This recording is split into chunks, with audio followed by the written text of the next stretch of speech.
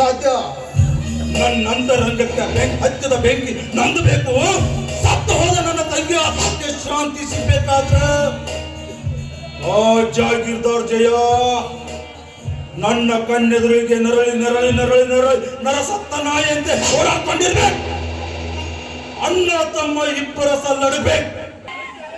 ನೀನು ಕೂಡ ಆ ವಿಕ್ಕಿ ಅಣ್ಣನ್ ದಾರಿನೇ ತುಳಿತಿದ್ದಾನೆ ಅಂತ ಹೇಳ್ತಿದ್ಯಾ? ಹೌದವಾ? ಹೌದು.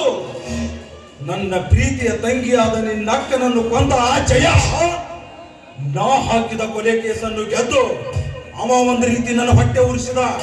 ನಿನ್ನವನು ತಮ್ಮ ಭಾಷೆ ದೇವಸ್ಥಾನದ ಕಮಿಟಿ ಅಧ್ಯಕ್ಷ ಸ್ಥಾನವನ್ನು ನನ್ನಿಂದ ಕೆತ್ಕೊಂಡು ಅವ ಒಂದು ರೀತಿ ನನ್ನ ಹೊಟ್ಟೆ ಉರಿಸಕತ್ತಾನ.